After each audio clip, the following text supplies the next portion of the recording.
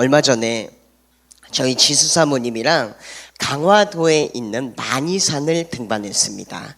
2시간 30분 정도 되는 코스인데 이게 해보니까 평지를 걷는 거하고 등산은 또 다르더라고요. 처음에는 등산 초입에는 사모님이랑 막 서로 장난을 주고받으면서 걸었습니다. 너무 힘들어 보인다. 혹시 포기할 생각 없냐? 지금이라도 힘들면 포기해라. 그럼 내가 기꺼이 함께 물러나 주겠다. 나중에는 조금 오빠 너무 힘들어 보인다. 오빠 이제 좀 포기해야 될 것 같지 않냐? 내가 그럼 물러나 주겠다. 계속 이러면서 장난을 치고 가다가 중간부터는 이제 둘 다 아무 말이 없어졌습니다. 침묵을 딱 하면서 올라갔는데 그러다 이제 나중에는 가도 이게 끝이 없으니까 거의 죽을 지경이 됐어요. 그러면서 제가 이번 등산에서 느꼈던 게 산을 오를 때에 있어서 하산하시는 분들, 산을 내려오는 분들의 말은 절대로 믿어서는 안 되겠다. 왜냐하면 이제 둘이서 올라가도 끝이 없으니까 이제 내려오는 하산하시는 분들을 마주치면은 자동으로 나오는 말이 저기 혹시 여기 정상까지 얼마나 남았습니까? 이게 이제 나오는 자동적인 질문이에요. 할아버지 한 분을 만났어요. 여기 정상까지 할아버지 얼마나 남았습니까? 응, 다 왔어. 그러세요. 그래서 다 왔구나. 거의 다 왔구나. 근데 가도 끝이 없어요.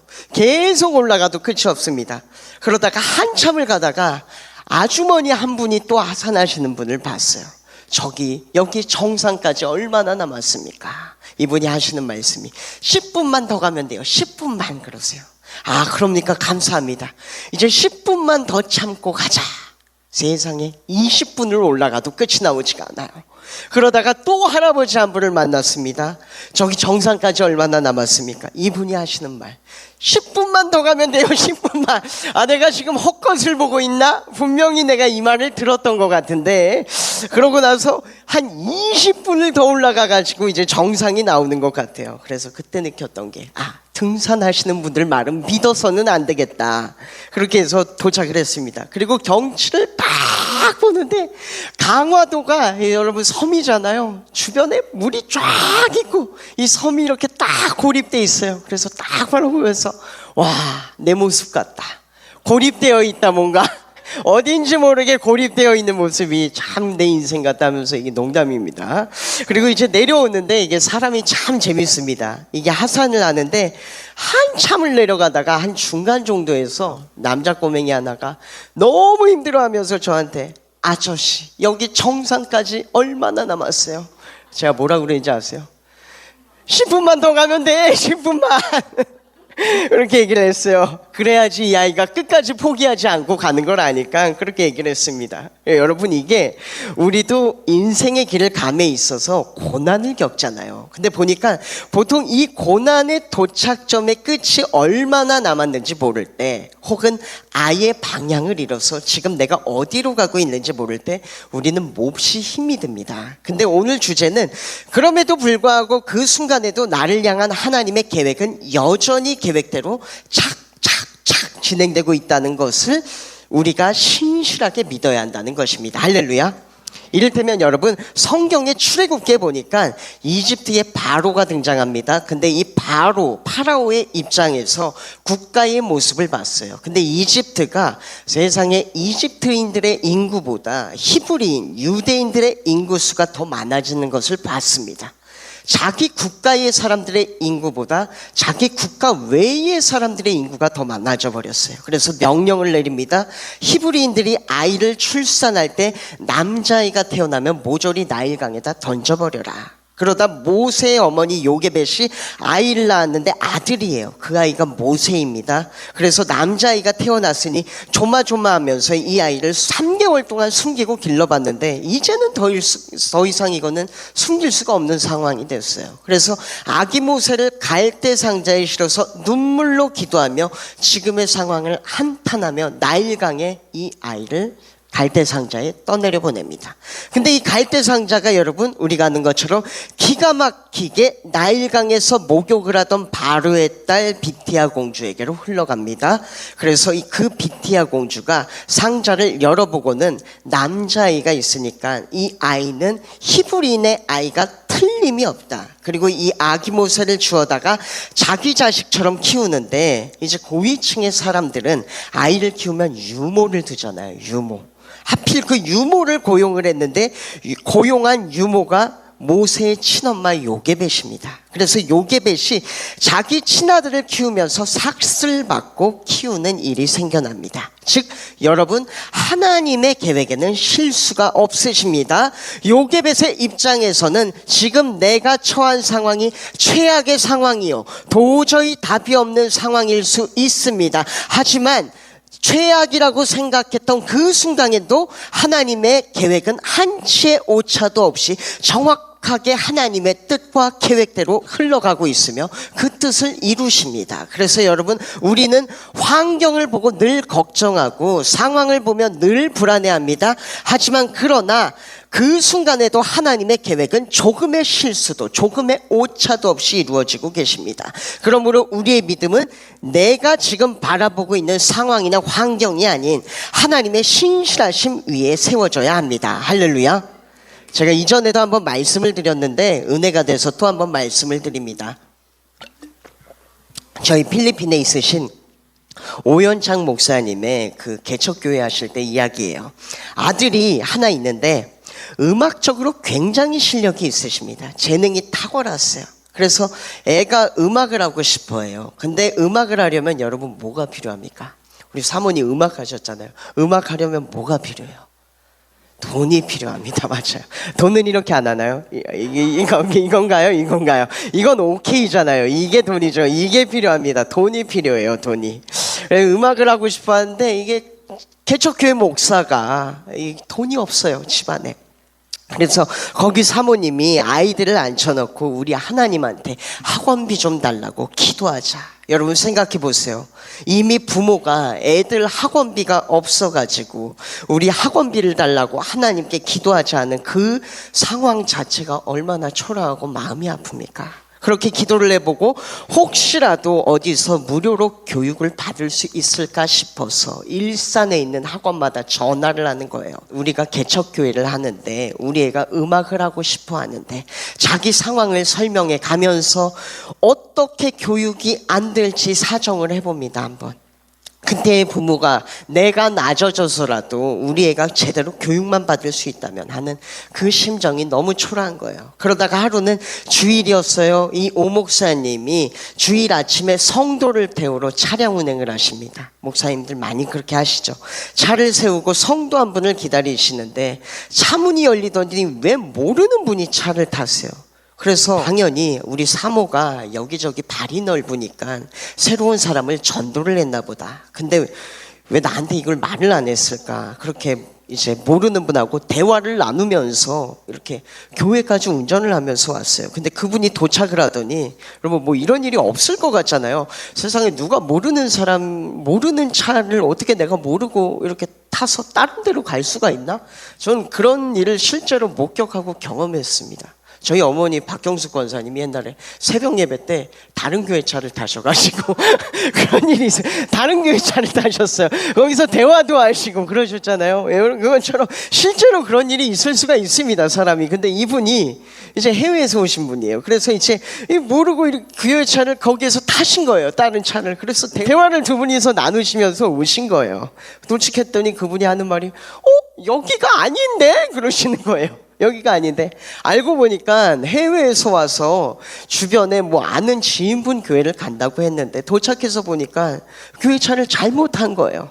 이런 일이 있을 수가 있어요. 그래서 이제 오늘은 여기서 예배를 드리고 가야 되겠다. 예배를 드리는데 개척교회 다 그렇잖아요. 봉사할 사람이 없으니까 뭐 시킬 일이 있으면 가족한테 맡기고 누구한테 맡기고, 물론 우리 교회는 귀한 봉사자분들이 너무 많으십니다. 그래서 그 교회도 그런 상황이었는데 마찬가지로 교회 헌금 시간마다 이제 아들이 나와서 특송을 하는 거예요. 특송을 불러요.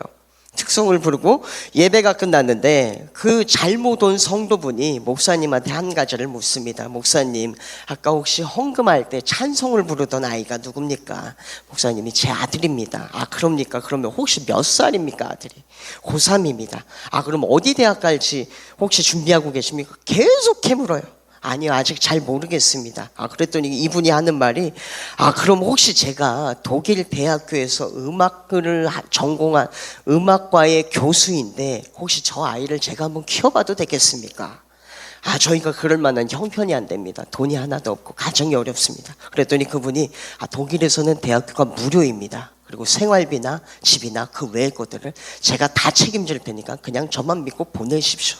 그래가지고 그 교회를 잘못 오신 분이, 교회 차를 잘못 타신 분이 그게 인연이 돼서 그 가난한 형편에 돈 한 푼도 없는 상황에서 급하게 준비해서 독일로 해외 유학을 보내가지고 졸지에 독일에서 음악을 전공하고 아이가 돌아왔습니다. 여러분, 우리는 지금 내 앞에 환경을 보면서 상황을 보면서 걱정하고 불안해합니다. 그러나 여러분, 내가 실수했을 때 우리가 그런 말 생각하잖아요. 실수했을 때 나는 도대체 왜 이럴까? 나는 도대체 자꾸 실수를 많이 할까? 내가 도대체 왜 그랬을까? 자책할 때도 있어요. 스스로 원망할 때도 있습니다. 그러나 여러분, 하나님 앞에선 그 우리의 실수까지도 하나님의 도구가 될 수 있습니다. 그러므로 여러분, 우리의 믿음은 상황이나 환경 혹은 나의 어떠한 모습이 아니라 하나님의 신실하심 위에 세워져야 합니다. 할렐루야. 아멘. 여러분, 그래서 창세기에 보면은 아브라함이 등장합니다. 아브라함이 아이를 갖지 못해서 밤마다 눈물로 기도를 합니다. 하나님께서 말씀하십니다. 밤하늘을 가리키시면서 아브라함아, 저 밤하늘을 봐봐라. 별들이 얼마나 많으냐. 근데 너의 자손이 저 별들과 같이 많게 하리라. 근데 그 응답이 있은 후에도 우리도 그렇잖아요. 하나님께 받은 응답 많으시죠. 근데 이게 응답이 빨리 됩니까? 빨리 안 됩니까? 잘 빨리 안 될 때가 많이 있어요. 이 아브라함도 한참이 지나도 아이가 생기지가 않습니다. 기다리지를 못했습니다. 그래서 우리가 아는 대로 인간의 실수로 자기 집안의 여종 하갈을 통해서 이스마엘을 낳습니다. 근데 우리가 이 이야기를 들으면은 늘 우리는 아브라함과 그리고 본처 사라와 그리고 이삭의 입장에서만 보는데, 사실 첫 하갈의 입장에서 한번 이 이야기를 보면요, 세상에 이렇게 억울한 일이 없습니다. 세상에 이렇게 한탄스러운 일이 없습니다. 보세요 여러분, 주인 처 사라가 아기를 못 낳습니다. 사라의 허락하에 하갈은 흔히 말하는 사전적인 표현으로 시바지로 들어가게 됩니다. 참고로 당시 시바지는 노예가 주인의 명령을 거역할 수 없거나 아니면은 사회의 최하층민, 너무 가난해서 어쩔 수 없는 사람이 할 수 있는 것이 도저히 없어서 하던 것이 시바지입니다. 그리고 하갈 역시 아브라함의 집안의 노예였습니다. 그래서 자기의 의지와 상관없이 사라가 시키는 대로 시바지 노릇을 하게 됩니다. 근데 생각해 보세요. 세상에 그것을 하고 싶은 사람이 누가 있겠습니까? 자기 아기를 낳는 것도 아니고 자기 주인의 아기를 낳는 거예요. 하지만 그럼에도 불구하고 자기 의지와 상관없이 그냥 주인이 시키니까 어쩔 수 없이 하게 됐습니다. 그리고 그들의 소원대로 아들도 낳아줬어요. 근데 그 이후에 갑자기 상황이 급변해서 아브라함과 본처 사라 사이에서 또 다른 아들이 태어났습니다. 이삭이 태어났어요. 그리고 그때부터 본처 사라가 자기 혼자 마음이 바뀌어서 이스마엘과 이삭을 비교하기 시작하고 하갈을 눈에 가시처럼 여기기 시작합니다. 그리고 결국에는 하갈과 이스마엘을 내쫓아버립니다. 하갈은 그 어린 이스마엘의 고사리 같은 손을 잡고 쫓겨납니다.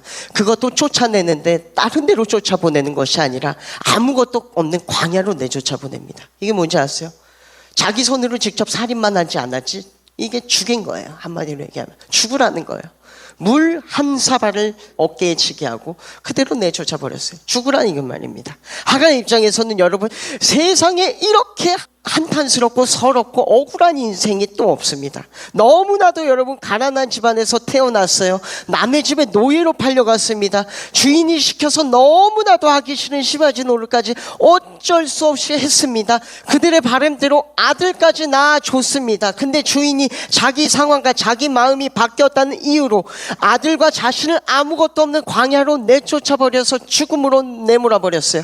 절벽 끝에 있는 자기를 밀어서 떨어뜨려 버렸습니다. 하갈의 입장에서는 이렇게 서럽고 한탄하고 억울한 일이 없습니다. 근데 여러분, 아브라함은 실수로 하갈을 통해서 이스마엘을 낳았지만 성경을 보면은 하나님은 하갈과 이스마엘에 대한 계획도 있으십니다. 그 말씀이 성경에 나오는데 좀 길지만 우리 다 같이 읽어볼게요. 다 같이 읽겠습니다. 시작. 아브라함이 아침 일찍 일어나 떡과 물을 한 가죽 부대를 가져다가 하갈의 어깨에 메어주고 그 아이를 데리고 가게 하니 하갈이 나가서 부엘세바 광야에서 방황하더니 가죽 부대에 물이 떨어진지라 그 자식을 관목덤불 아래 두고 이르되, 여러분 보니까 음식을 가지고 어디로 갔어요? 광야, 사막으로 보내버렸어요. 사막으로 보냈으니까 이거 먹고 어떻게 됐습니까? 이거 떨어졌어요. 이게 한마디로 죽을 지경이 된 겁니다. 정말로 죽게 됐어요. 아이가 죽는 것을 참아 보지 못하겠다 하고 화살 한바탕 거리를 떨어져 마주 앉아 바라보며 소리내어 우니 너무 통곡스럽고 애가 죽는 걸 이제 볼 수밖에 없는 상황이 됐어요. 통곡을 하면서 옵니다. 하나님의 사자가 하늘로부터 하갈을 불러 이르시되, 하갈아 무슨 일이냐, 두려워하지 말라. 일어나서 아이를 일으켜 내 손으로 붙들라. 그가 그 민족을 이루리라 하시니라. 여러분, 광야로 쫓겨난 하갈에게 하나님의 천사가 나타나 말합니다. 하갈아 무슨 일이냐, 두려워하지 말아라. 일어나 아이의 손을 붙들라. 그가 큰 민족을 이루리라. 우리는 늘 생각하기를, 여러분, 이삭은 하나님의 뜻이요 이스마엘은 인간의 실수라고 생각합니다. 근데 여러분, 오늘 성경을 보니까 이스마엘을 향한 하나님의 선하신 계획도 분명히 존재하는 걸 알 수가 있습니다. 여러분, 그래서 아브라함은 실수로 이스마엘을 낳았을지라도 하나님께서는 실수로 이스마엘을 창조하지 않으셨습니다. 하나님의 계획 안에선 이스마엘도 하나님의 손으로 빚음 받아서 이 땅으로 보내받은 하나님의 특별한 계획이 있는 계획된 한 사람입니다. 할렐루야. 그래서 우리가 그럴 때가 있어요. 일이 계획대로 예상대로 흘러가지 않을 때가 있습니다. 이를테면은 시험을 봤어요. 시험을 잘 볼 줄 알았는데 못 봤습니다. 이를테면 면접을 봤어요. 면접을 잘 볼 줄 알았는데 못 보게 됐습니다. 병원에서 건강검진을 받았어요. 좋은 결과가 나올 줄 알았는데 뜻밖의 너무 안 좋은 결과가 나왔어요. 뭐 이를테면 우리 주변에도 그런 일 많지 않습니까? 결혼을 했어요. 결혼할 때 여러분, 이게 불행인 줄 압니까? 행복인 줄 압니까? 이게 행복인 줄 알고 결혼을 했는데 세상에 이게 행복입니까? 불행입니까? 행복이에요. 행복이라고 생각하시는 분들 손 들어보세요. 이거 보세요. 대다수의 분들이 불행 안에 갇혀가지고 벗어나지 못한 채 앞줄에 세 분만 행복하다고 겨우 인상을 쓰면서 행복, 나머지 분들은 아예 들지도 않으셨어요. 너무 힘든 상황에서 이게 행복인 줄 알았는데, 여러분, 출산을 합니다. 우리가 출산, 자식만 낳으면은 행복할 줄 알고 열심히 자식을 낳았어요. 자식을 낳으니까 여러분, 얘 때문에 아주 그냥 미치겠다, 얘 때문에 죽겠다 하는 분들을 너무 많이 봤습니다. 우리 민희슬 집사님 자녀분들이 많으신데 행복한 순간도 있지만 미치겠다 이런 날이 있습니까? 없습니까? 누구 때문에요? 누군지 안 알려줘요. 이태원 왠지 느낌의 도운일 것 같다는 느낌이 드는데 어디까지나 저의 느낌이겠죠. 항상 또 여러분, 취업, 좋은 곳에만 취업하면은 이제 내가 모든 게 끝나고 인생 필 것 같았는데, 여러분, 취업해보고 나니까 세상에 그 뒤에 있는 것이 얻을 게 병밖에 없어요. 내가 죽을 지경이 됩니다. 그럴 때 여러분, 우리는 실망을 합니다. 그리고 시험에 들기도 합니다. 그러나 여러분, 이스마엘의 상황을 보니까 환경이나 상황이 우리의 계획대로 흘러가지 않아도 여전히 나를 향한 하나님의 계획은 1.1에게 변화도 없이 한치의 오차도 없이 진행되고 있으십니다. 그러므로 하나님은 언제나 우리를 향한 선하신 계획을 갖고 있으시며 우리를 가장 좋은 길로 인도하십니다. 그렇기 때문에 우리의 믿음은 상황이나 환경이 아닌 하나님의 신실하심 위에 세워져야 합니다. 할렐루야. 그런 이야기를 들은 적이 있습니다.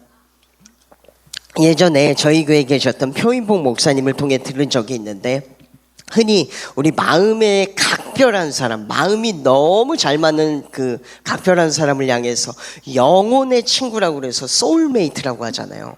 그 자신의 소울메이트가, 표인복 목사님의 소울메이트가 김용만, 개그맨 김용만 씨가 신앙도 굉장히 좋으세요. 교회에서 간증 집회를 많이 다니십니다. 그래서 하루는 초청을 받아서 간증 집회에 갔어요. 어느 교회 갔는데, 그런데 가면은 종종 이제 PPT도 넘겨야 되고 뭐 영상도 틀어야 되고 뭐 갖고 온 자료들이 있을 거 아니에요. 반주 좀 도와주시겠어요?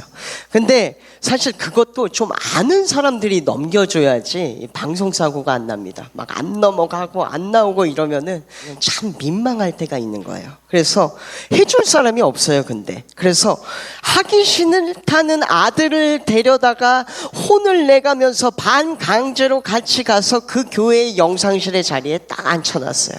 애가 인상을 쓰면서 합니다. 그리고 간증 집회를 시작해서 사람들 앞에서 이야기를 합니다. 이제 사람들이 웃기도 하고 울기도 하고 은혜도 받고. 근데 그 간증을 하는 내내 이 김용만 씨 눈에는 그 많은 사람들이 하나도 안 보이고 저 뒤에 있는 아들만 보이는 거예요. 아들만. 인상 쓰고 있는. 뭔가 이제 그 슬픈 눈동자. 너무 내가 미안하기도 하고 자기도 또 속상하기도 하고. 그래서 간증 끝부분에 그런 이야기를 했대요.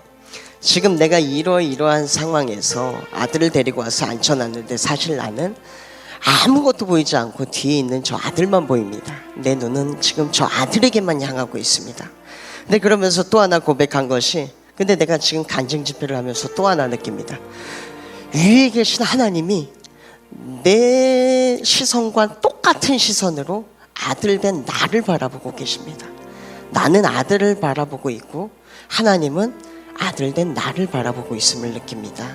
그러면서 그 이야기를 했다는 이야기를 들었습니다. 그래서 여러분, 우리가 살아가면서 순간순간 내 마음대로 상황이 돌아가지 않고 도저히 환경을 통제할 수 없을 때, 이를테면 여러분, 자식이 통제가 안 돼요. 어렸을 때는 내 말을 잘 듣고 내 마음대로 그냥 엄마만 보면 달려왔고 아빠만 보면 달려왔는데 얘가 자라날수록 통제가 안 됩니다. 남편이 아내가 통제가 안 돼요. 우리 사모님 남편이 통제가 돼요? 안 돼요? 안 돼요.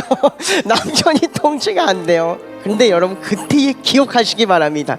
상황이 그렇다고 해서 하나님의 계획도 함께 틀어진 것이 아닙니다. 그 순간에도 나를 향한 하나님의 계획은 여전히 1.1에게 오차도 없이 잘 진행되고 계십니다. 할렐루야. 그리고 성경은 말씀하시길 그때의 여호와의 눈동자는 나를 향하고 계시고 그 영 되신 성령께서는 말할 수 없는 탄식으로 나와 동행하고 계신다고 말씀하십니다. 그래서 이 시간 우리가 좀 찬양하는 마음으로 기도했으면 좋겠어요. 우리 나의 갈 길 나가도록 찬양할 때에 하나님 나의 길 인도하고 계심을 믿습니다. 상황과 환경이 내 맘대로 풀리지 않고 있는 지금을 고백합니다. 주님, 그럼에도 내 갈 길 내 맘대로 안 되고 있지만, 내 뜻대로 안 되고 있지만 하나님의 계획은 여전히 잘 진행되고 계심을 믿습니다. 좀 우리가 그런 마음으로 찬양하며 나아갔으면 좋겠습니다. 다 같이 두 눈을 감고 기도하기를 원합니다. 이 시간 기도하며 나아갈 때에 하나님, 오늘 나는 환경을 보며 상황을 보며 걱정해하고 불안해하고 있지만 하나님, 그럼에도 하나님은 실수하지 않는 분이요 언제나 나를 가장 좋은 길로 인도하시는 분임을 믿습니다. 오늘 나의 걱정과 근심이 내일에는 하나님을 향한 내 삶의 간증이 되게 하옵소서. 이 모든 과정과 결론이 하나님께는 영광이 되게 하시고 나에게는 굳건한 믿음이 되게 하여 주시옵소서. 시간 다 같이 주님의 이름 세 번 부르고 통성으로 기도하며 나아가겠습니다.